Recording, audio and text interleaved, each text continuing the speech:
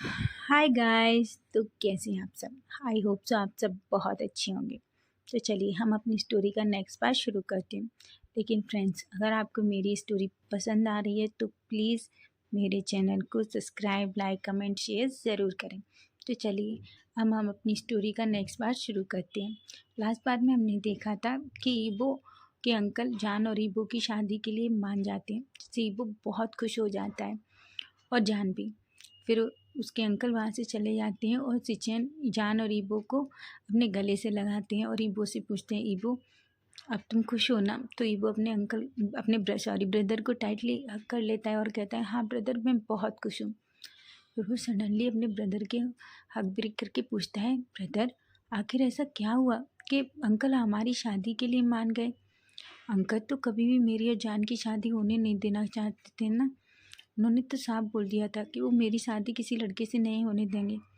तो उसका ब्रदर उसकी तरफ एक स्माइल करता है और कहता है, ब्रदर तुमसे बहुत प्यार करते हैं, वो तुम्हारी बात ज़्यादा दिन तक नहीं टाल सकते, तुम जानते हो ना। तो ईबो अपने ब्रदर की तरफ देखता है।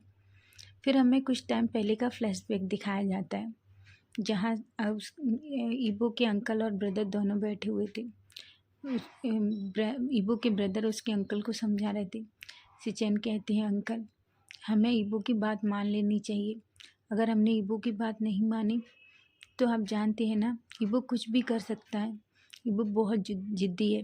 उसके अंकल सिचेन की बात को बहुत गौर से सुनते हैं और फिर वो काफ़ी टाइम तक सोचते हैं। सोचने के बाद वो डिसाइड करते हैं कि ठीक है, वो ईबो की शादी जान से करेंगे। ऐसा सोच के वो डिसाइड करते हैं कि वो ईबो और जान की मैरिज करा देंगे। फिर हम फ्लैशबैक से आते हैं। कुछ देर बाद सिचेन के अंकल बाहर निकलते हैं। जान, ईबो के अंकल और ब्रदर सब मिलकर लंच करते हैं। सब लंच एंजॉय करते हैं। लंच में फिनिश होने के बाद ईबो के अंकल जान से कहते हैं, जान तो अब तुमने आगे के बारे में क्या सोचा है? तुम क्या करना चाहते हो? तो और तुम्हें अब यहीं रहना होगा ना मैरिज के बाद, इसलिए। तो जान तो पहले थोड़ा शॉक हो जाता है। वो अंकल की तरफ देखता है, फिर ईबो की तरफ देखता है। जान तो कुछ सोच ही नहीं पा रहा था, क्योंकि वो अपनी ग्रैंड माँ को तो नहीं छोड़ सकता ना। शादी के बाद माना उसे यहाँ भांग हाउस में रहना होगा, लेकिन वो कैसे रह सकता है? वो तो अपनी ग्रैंड माँ को तो नहीं छोड़ सकता ना। इसलिए वो ईबो की तरफ देखता है और फिर अपने अंकल से कहता है, अंकल मैं वो अपनी ग्रैंड माँ को नहीं छोड़ सकता। मैं उनके साथ रहना चाहता हूँ अंकल। मेरी रिस्पॉन्सिबिलिटी है वो, मैं उन्हें नहीं छोड़ सकता। तो ईबो के अंकल पहले जान की तरफ देखते हैं। थोड़ी देखने के बाद वो जान से कहते हैं, जान अगर तुम चाहो तो तुम्हारी ग्रैंड माँ भी यहाँ रह सकती हैं, लेकिन शादी के बाद तो तुम्हें यहीं रहना होगा ना। जानू ईबो के अंकल की तरफ देखता है और वो अंकल से कहता है, अंकल मैं इस बारे में अपनी ग्रैंड माँ से बात करूँगा। ऐसा कह तो उसके अंकल कहते हैं, ओके ओके कह के ईबो के अंकल वहाँ से चले जाते हैं। और सिचेन भी थोड़ी देर तीनों बात करते हैं और फिर सिचेन भी वहाँ से चले जाते हैं। अब ईबो जान को लेके अपने रूम में जाता है। रूम में जाते ही वो अपना गेट पहले बंद करता है और जान को वहीं दीवार से पिन कर देता है। जान कहता है, ईबो क्या कर रहे हो? लेकिन ईबो तो कुछ भी जवाब नहीं देता और जान के लिप्स को कैप्चर कर लेता है। वो जान को एक हंग्री किस करने लगता है। किस बहुत डीप पैशनेट था। काफ़ी टाइम तक दोनों एक दूसरे को किस करने लगते हैं। जब जान और ईबो को सांसें कम पड़ती हैं तो वो किस ब्रेक कर देते हैं। ईबो और जान दोनों हाँफ रहे थे। दोनों गहरी गहरी सांसें ले रहे थे। ईबो जान के लिप्स पे अपना थंब फिराते हुए कहता है, जान मुझे तुम्हारे लिप्स बहुत पसंद है और ख़ासकर तुम्हारे लिप्स का जो नीचे मोल है वो मुझे बहुत पसंद है। ऐसा कह के वो जान के लिप्स के मोल पर किस कर लेता है, जिससे जान शर्मा जाता है और वो ईबो को कहता है, सेमलेस तो इबो कहता है अच्छा मैं सेमलेस हूँ, बताऊँ सेमलेस क्या होता है? तो जान कहता है बिल्कुल नहीं, तुम कुछ भी मत करना, तुम्हें पता है ना लास्ट टाइम तुमने मेरी कैसी हालत कर दी थी। तो इबो कहता है जान से वो हमारा फर्स्ट टाइम था जान, इसलिए प्रॉमिस अब तुम्हें पेन नहीं होगा। तो जान कहता है बिल्कुल नहीं इबो, तुम मुझे टच भी मत करना, मैंने कहा ना अगर तुमने ऐसा किया तो तुम सोच लेना। तो इबो कहता है प्लीज़ जान। जान कहता है बिल्कुल नहीं इबो, तुम जानते हो ना हम तुम्हारे घर पे हैं और अंकल और ब्रदर घर पे ही हैं। तो इबो कहता है ठीक है तुम आवाज़ मत करना। तो जान इबो की तरफ एक गुस्से वाले लुक से देखता है और कहता है इबो देखो तुम ऐसी वैसी कोई हरकत मत करना, तुम जानते हो ना मैं तुम्हें छोड़ूंगा नहीं, तुम बहुत सेमलेस हो सच में। तो इबो हंसने लगता है और जान को अपनी बाहों में भर लेता है और जान से कहता है चिंता मत करो मैं कुछ भी नहीं करूँगा, अब तो वैसे भी हमारी शादी होने वाली है ना, उसके बाद तो एवरीडे मीन्स एवरीडे हम सब करेंगे। तो जान इबो की तरफ देखता है, बोलता है एवरीडे मतलब? तो जान के इबो कहता है जान से मतलब फिर तो रोज़ तुम मेरे पास हो, मैं जब चाहूँ तब कर सकता हूँ।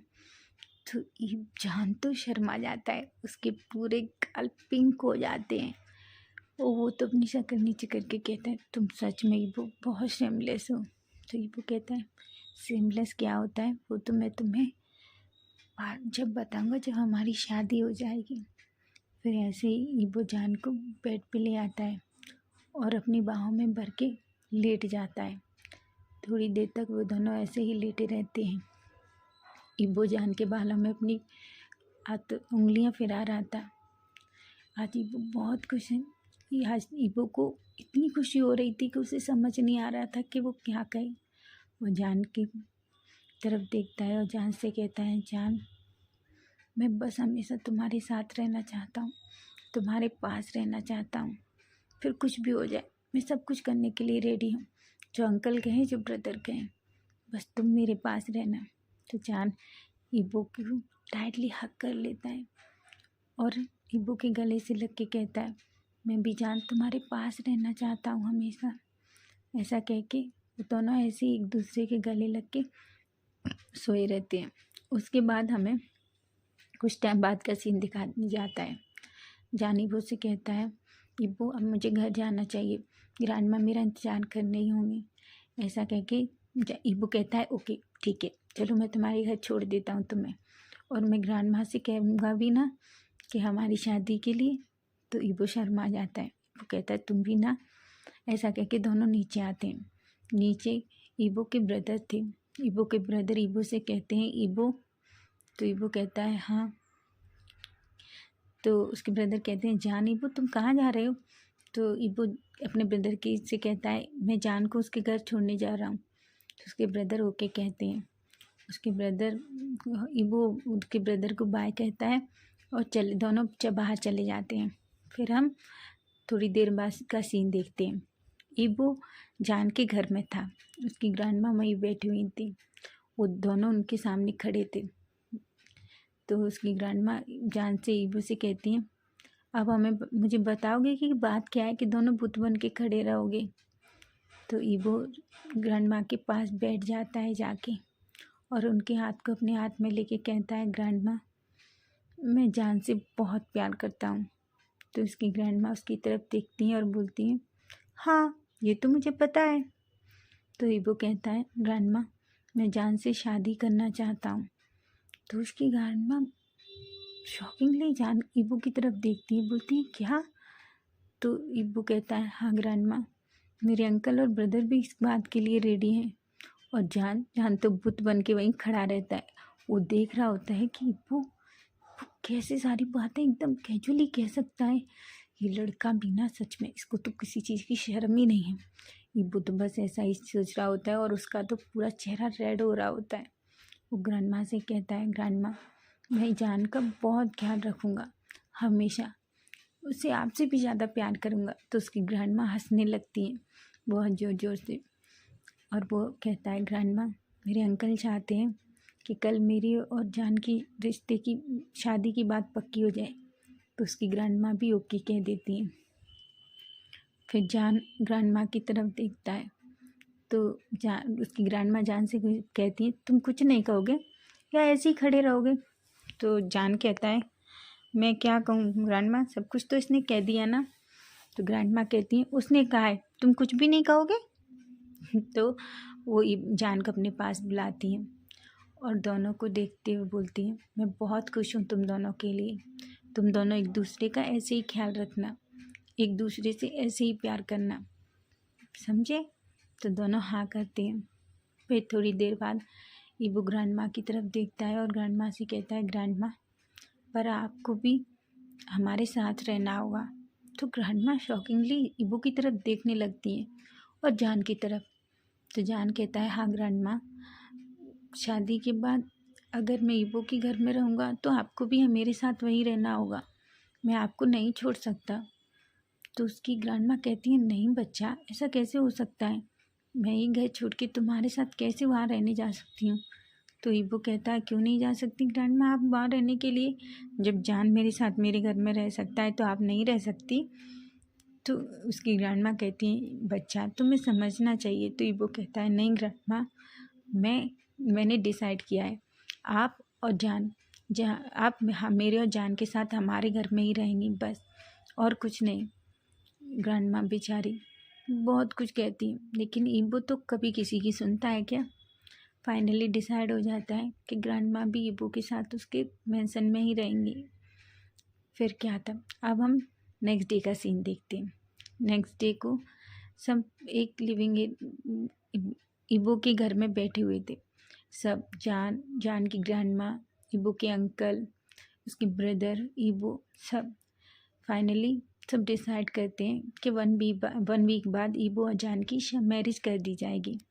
यह सुन के ईबू तो बहुत खुश हो जाता है और जान बेचारा, उसको तो इतनी शर्म आ रही होती है, वो तो अपनी गर्दन ही नीचे कर लेता है। और उसके अंकल देखते हैं ये ईबू तो इतना खुश था कि उसके ब्रदर कहते हैं मन में ईबू तुम्हारा कुछ भी नहीं हो सकता, थोड़ा तो शर्म करो, सामने अंकल हैं। और ईबू तो खड़ा होता है जट से और जान को हक कर लेता है। वो कहता है जान देखो हमारी मैरिज की डेट फिक्स हो गई। ईबू के अंकल ईबू को गुस्से में देखते हैं, ये लड़का भी ना, इसको तो जरा भी शर्म नहीं है। ऐसा तो ईबू के अंकल थोड़ा से स्माइल कर देते हैं और ईबू के ब्रदर तो हंसने लगते हैं। वो ईबू से कहते हैं ईबू थोड़ा पेशेंस रखो, बैठ जाओ। तो ईबू थोड़ा जान से दूर होता है और फिर से अपने अंकल के पास बैठ जाता है। और जान तो बेचारा शर्म के मारे, वो तो अपना चेहरा ही ऊपर नहीं, वो तो सोचता है ये लड़का, इस लड़के का क्या होगा, पता नहीं ये मेरे साथ क्या करेगा शादी के बाद, कहीं भी कैसे भी शुरू हो जाता है ये लड़का।